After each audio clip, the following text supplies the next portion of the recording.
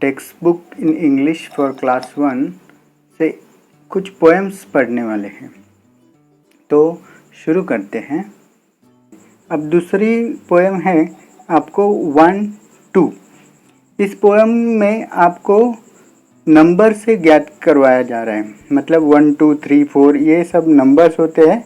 हमें इनका बहुत यूज़ होता है बच्चों।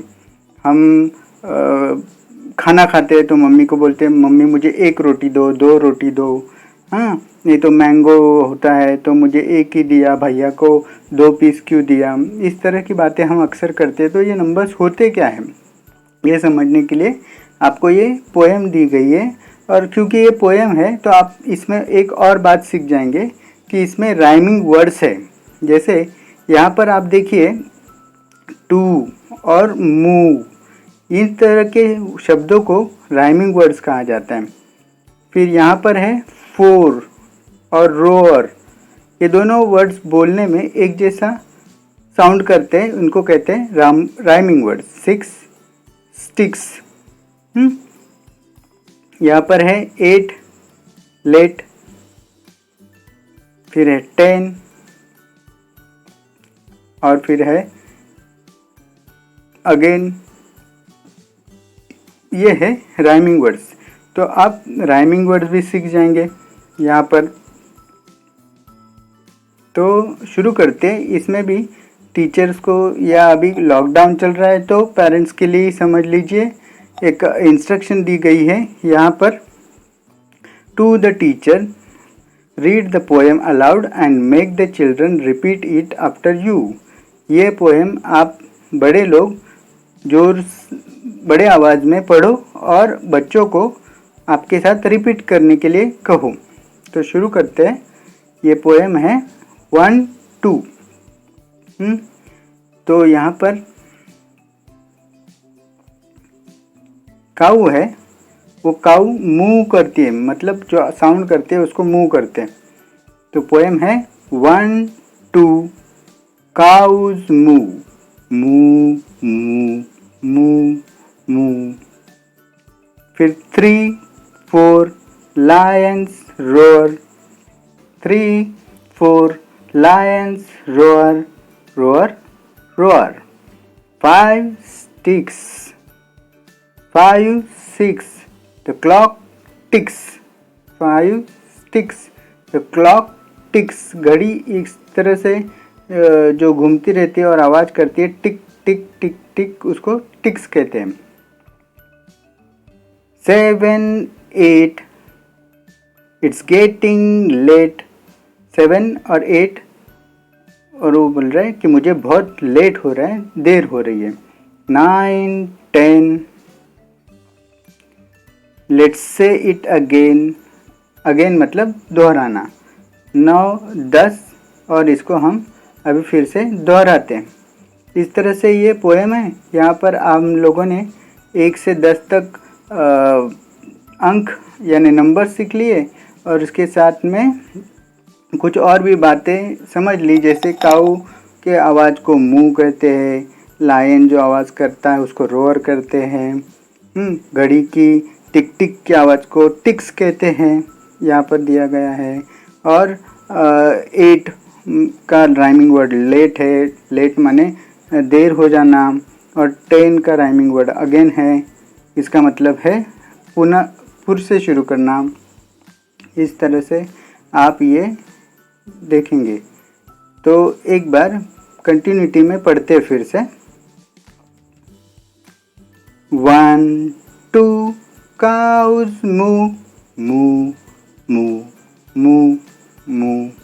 3, 4 lions roar,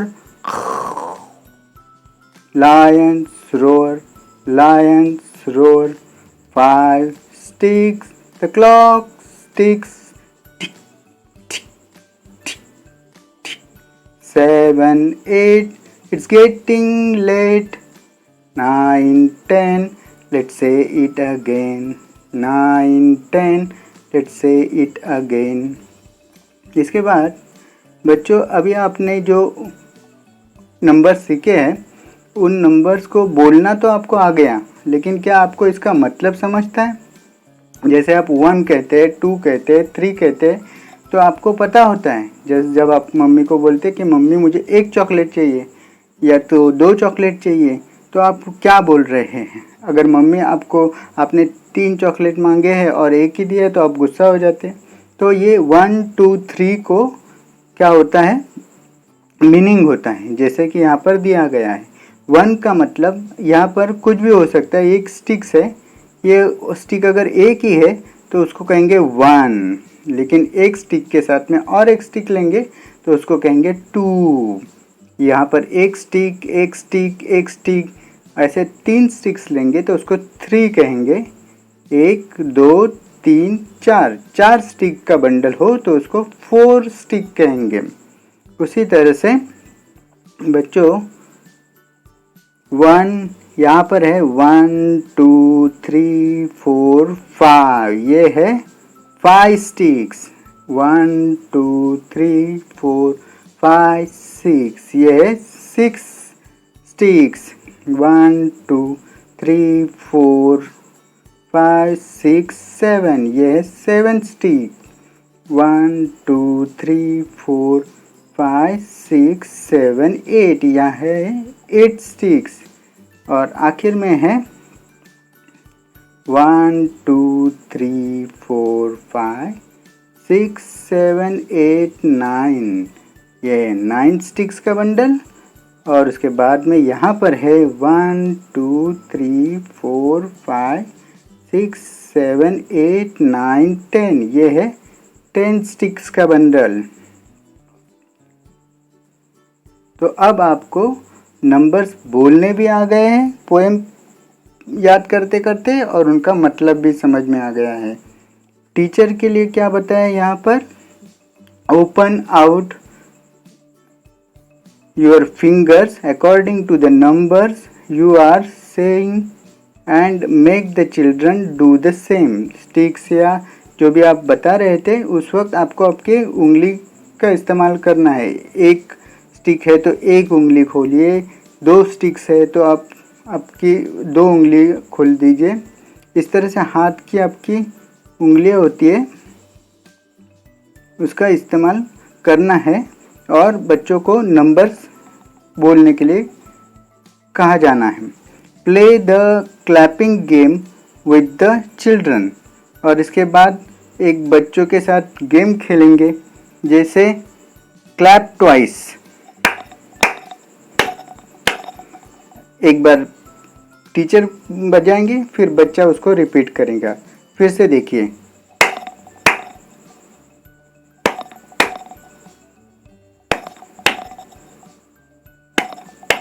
इस तरह से क्लैप ट्राइस भी होगा।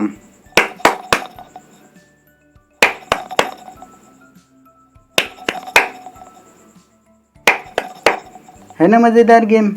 इस तरह से आप कितने भी नंबर्स के साथ में ये क्लैप्स रिपीट करके ये गेम खेल सकते हैं। तो बच्चों कैसे लगा आपको ये, आशा है आपने इसको एंजॉय किया होगा।